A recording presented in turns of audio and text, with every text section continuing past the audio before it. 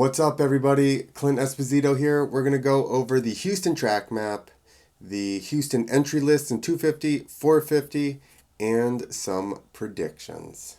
Let's get to it.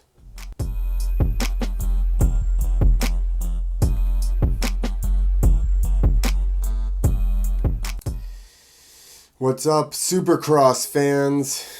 So we're going to go over, of course, I got the wrong page pulled up right now, but we are going to go over the track map for Houston and then the entry list. So some surprise, maybe surprising, maybe not surprising. I'm not really exactly sure. All right, let's look at the map now.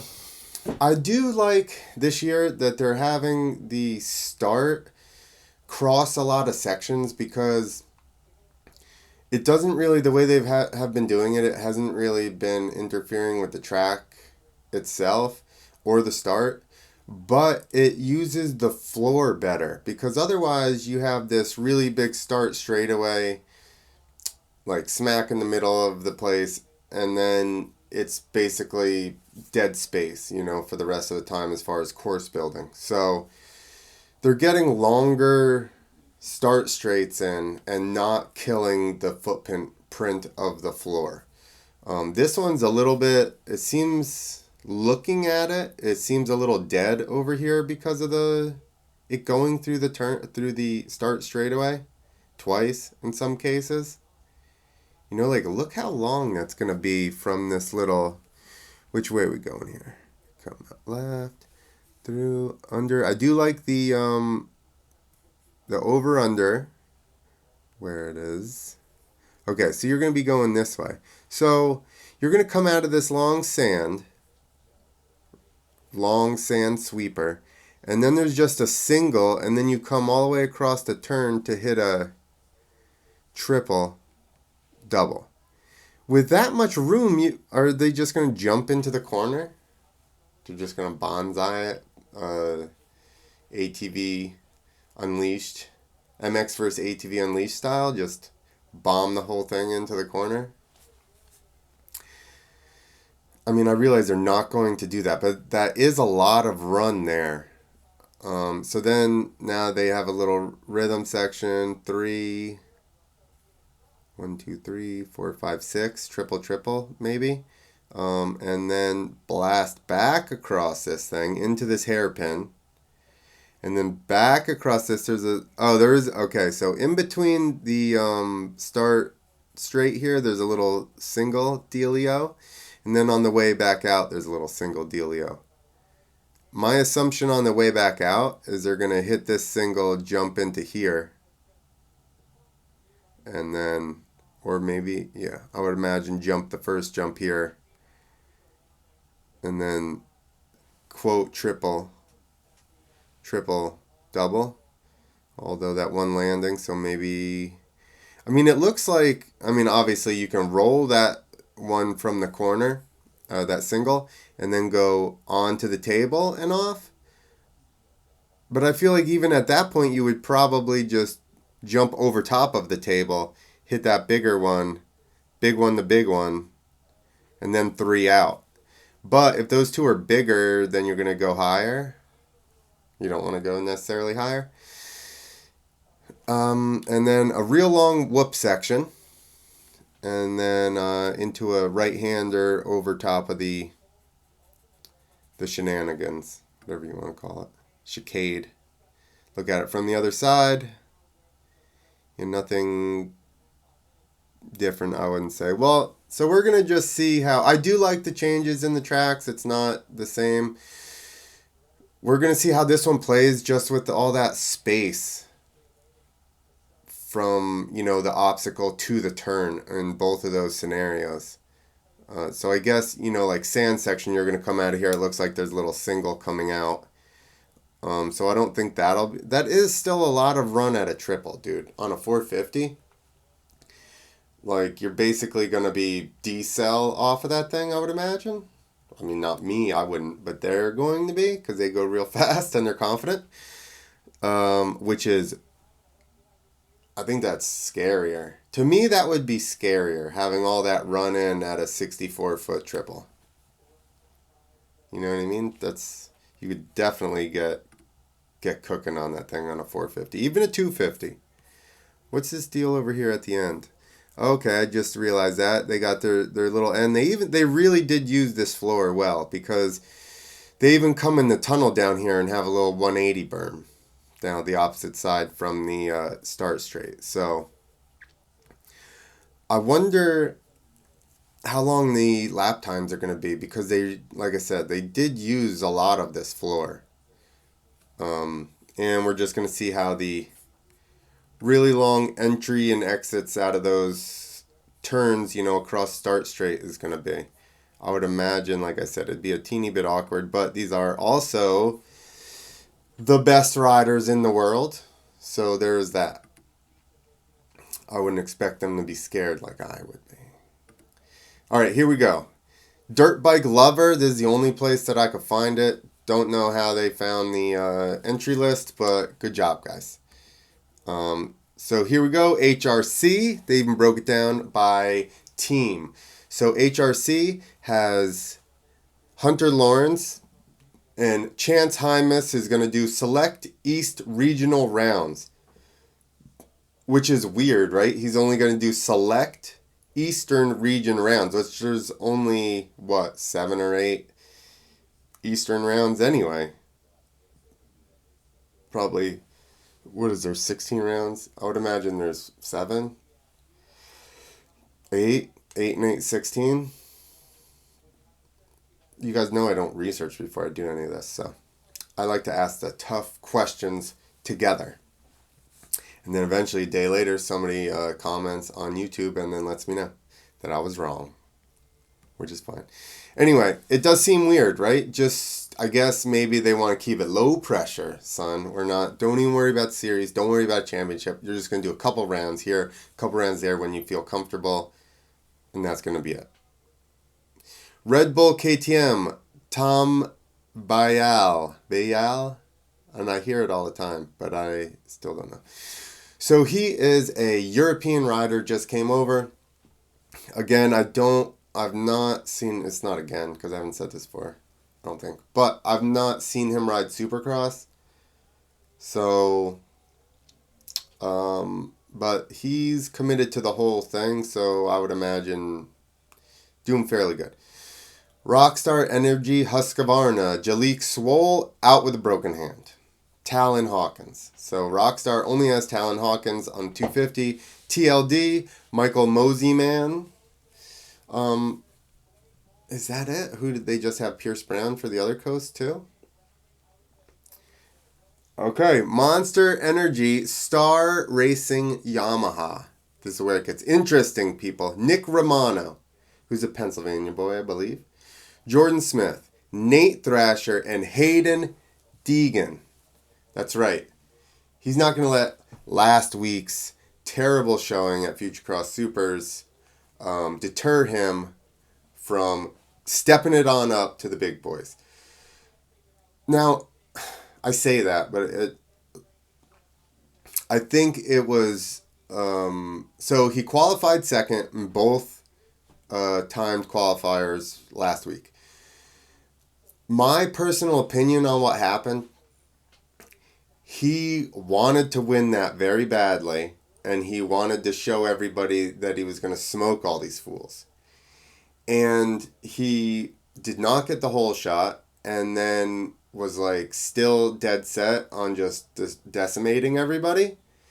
So he rode a little bit over, I won't even say over his head, I'll say he overrode the track, because if you could watch it all night, it was slick in certain spaces and stuff like that. So I think he just overrode, trying to go faster than you can go given the conditions of the track. That's it. So a little bit of too much ego, which is, there's a fine line. I talk about ego as it's kind of bad, which it is bad in a lot of ways, but also to be somebody at the level of these guys, you have to have a fair amount of ego. that's all it is. And I mean, I guess it's like trying to have an ego, but be humble at the same time. That's the fine balancing act there. But I think obviously he's gonna be fine. People are like, hey, see, but he just like I said, got a bad start and then overriding track through traffic because he really wanted to beat everybody. He just made some mistakes. That's all. But overall, you would rather. I say this, but you would rather have to detune somebody to chill out a little bit than to try to get them to go faster. And thinking about it, I do agree with that statement because if you look at everybody, all the greats, right? Pastrana, which he didn't do a ton because then he left, but we all know what Pastrana probably would have done if he did Supercross and motocross his whole life. Ricky Carmichael crashed his ass off first couple years. James Stewart also crashed his ass off first couple years. Like, it's better to come in hot and then have to chill a little bit than you're having this scenario with like a Max Volan where like you need to light a fire under him. You need him to get run into or something. Somebody needs to take him out and get him fired up.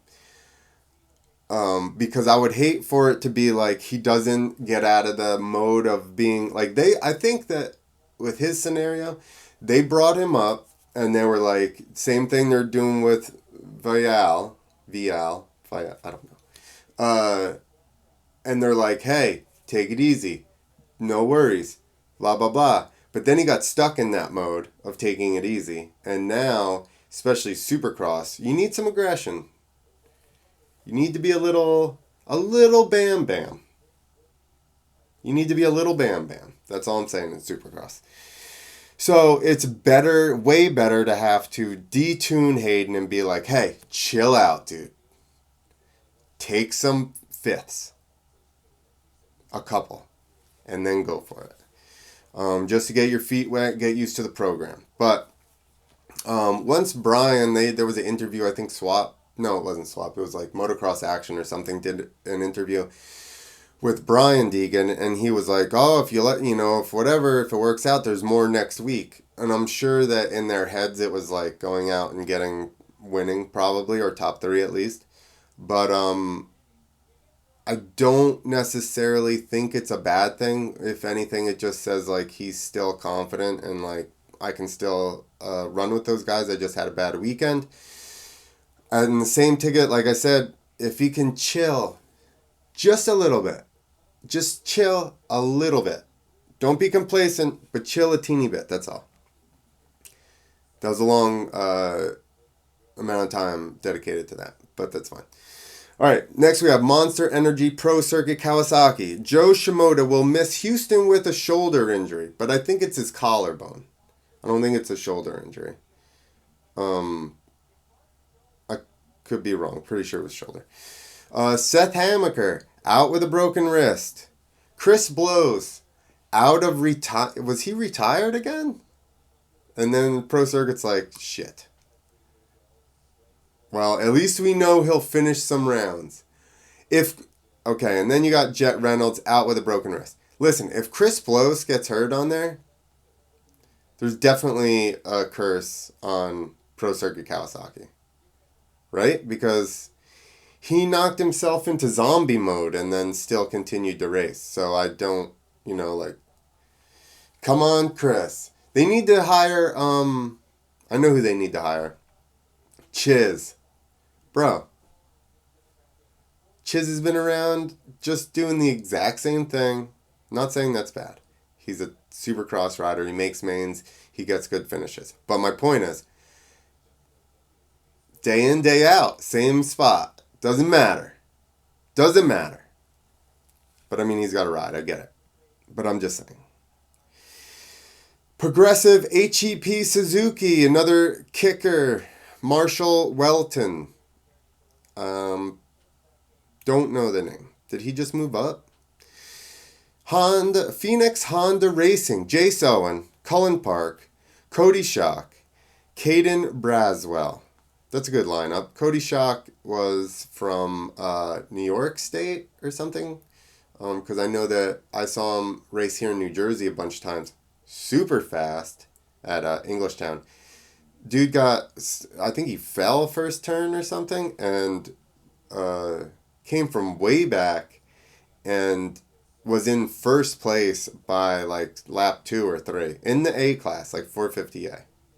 Hauling ass. Muck Off FXR Club MX Yamaha. Jeremy Martin, good to see him back. Garrett Marchbanks out with a broken wrist. Preston Kilroy. And I thought I saw something, I forgot. I did see somebody was going to take Garrett or Marchbanks' place on Club MX. So, and Firepower Honda has Max Anstie. Below is full pre-entry list as of Tuesday by the AMA. How is Joe Shimoda still on it? I think so. Here was the thing that I said last time when he posted a picture. I mean, I guess they probably already had him signed up, I would imagine. But there's probably a bunch of people. Yeah, Seth Hamaker. Yeah, so that's all that happened. These people were pre-signed up and then they got hurt in the meantime. So that's why they're still on the entry list. Although Shimoda has if he has a broken collarbone, you could probably plate it and ride. And I would say that's not really that bad of an idea because he is in the running here. All right, now we need the 450. Let's go back in here. Dirt bike lover. And do they have the 450? They don't. Okay. So let's just go back to my big stupid face. How about that? There we go. All right. So predictions. It's hard to make a prediction and put a caveat on it, right? But if Hayden Deegan chills out a little bit and just like say he gets a bad start, just ride your race, dude, and pick people off slowly. You don't have to try and impress anybody. If he can do that, I think he'll do good. I think he's definitely top 10 guy. Maybe get up there around top 5, say. I wouldn't. Well, let's look at the list. Who? Okay, Nate Thrasher, pretty fast. Mosman, if he doesn't crash, pretty fast. Jordan Smith. I kind of think those Tom Bayal, see he's I don't know. So he definitely could be, if he rides the way he can ride. Cody Shock, I think he'll be up there. Delaware is from Delaware, not New York State. My bad. I would say, yeah, he can get into top 5. That would be my guess. Chance Hymas is signed up for this one I just saw. So I know he's doing select ones. I did a circus in Pocatello, Idaho. It was a very nice place. So yeah, I would say winning this would be probably Hunter, Jordan, and man, Michael Mosman's hard. He's definitely the wild card here. Oh, and Nate Thrasher. Coming right out of the gate, first round. I'm going to go with Thrasher is going to win. Oh no, and Hunter.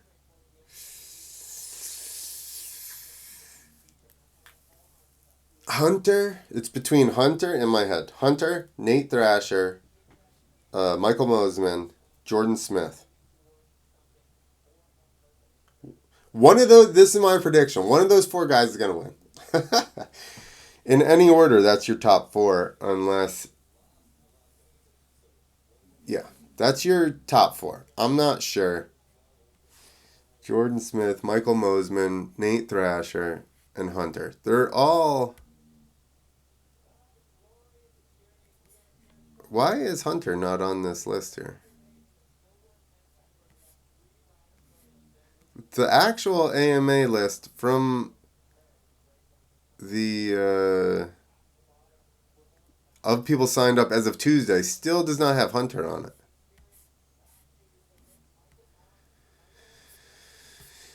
I don't know what that means. I don't know if they just didn't sign up yet. They're just gonna go and do it in person. Is anybody? Oh, yeah. It says up here, but then when you go to the actual below is the full pre-entry list as of Tuesday provided by the AMA. There's no Hunter on there. Is he hurt? Have they just not said anything? I don't know. All right, so it's going to come down if he's racing. Hunter, Thrasher, Mosman, Smith. That's a obvious guess. Okay, 450. Here's the real question. Tomac definitely smoked his head when on the top of that table. He landed and he hit his head and then got popped off. He hit his head pretty hard. I think that's why he rode around slow. I think his bike was a little bit twisted, but I think he hit his head hard.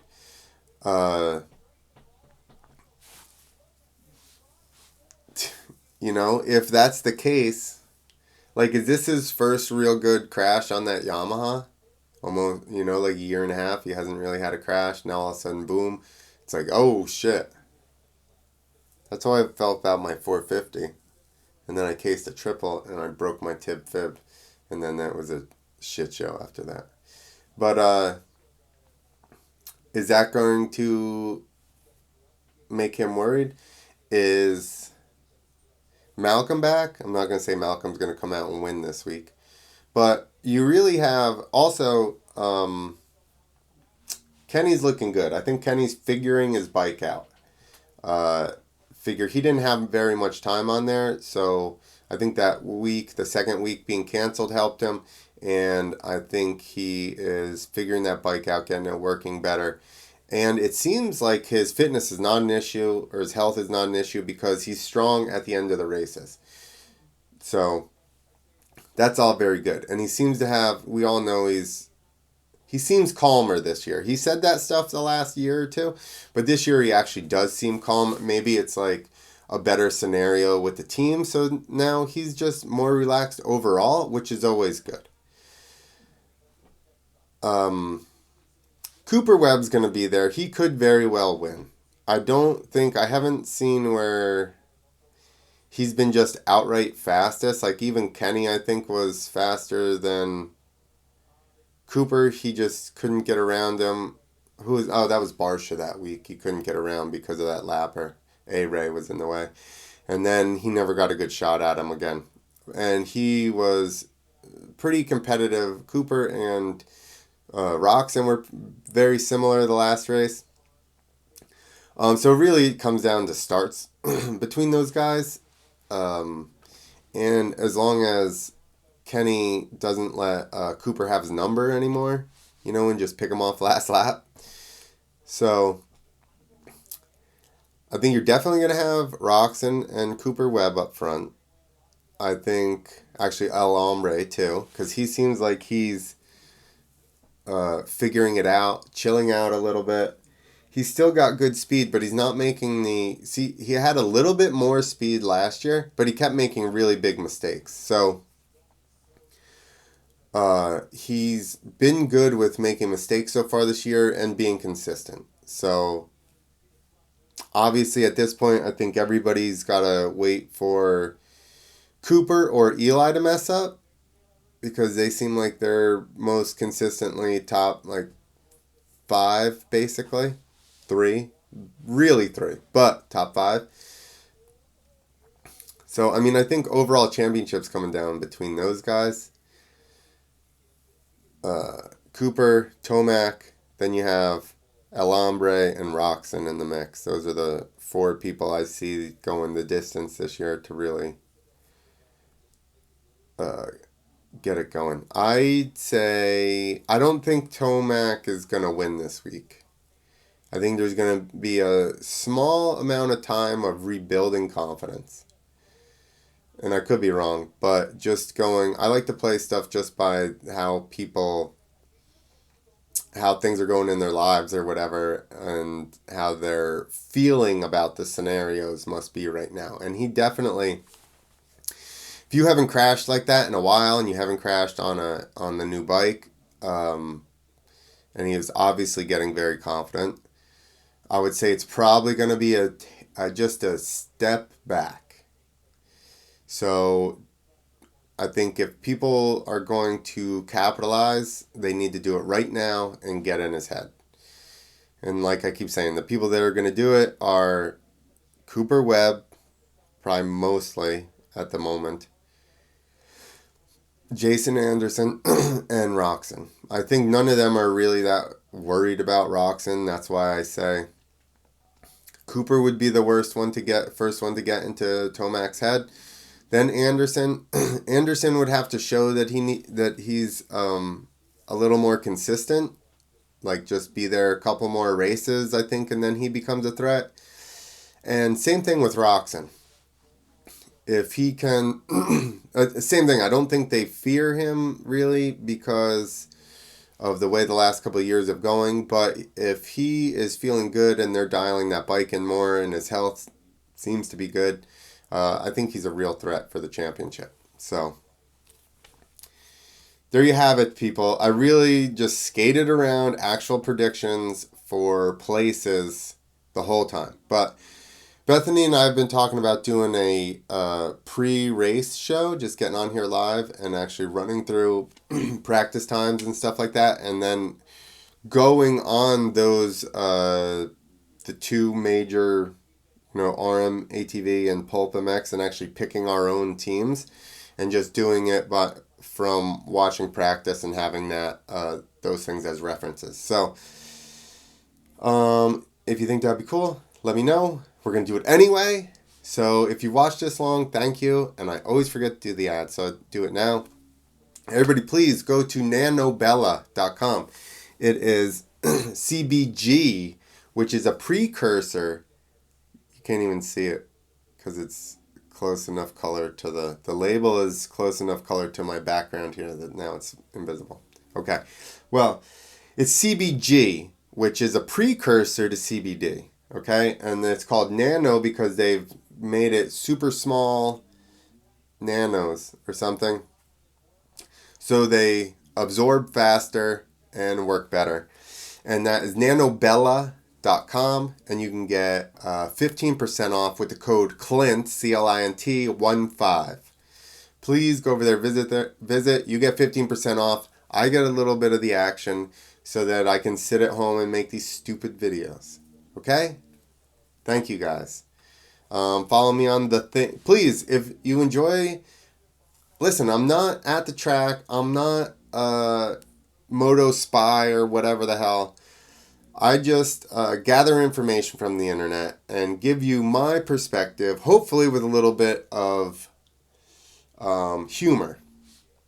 That's all I'm trying to do. We're very uptight in this sport. I like Bubba's podcast because Bubba, he gets animated. He's always been that type of guy when he let loose. So I really enjoy that. And I think we need a little bit more, just personality in the sport and a little more humor. So that's all I'm trying to do with my little takeout ratings and all that stuff. So if you enjoy it, please, please, please subscribe, and also go to the other one is Instagram I mainly use, and it's just at Clint Esposito on all of them, on all the stuff. So thank you guys.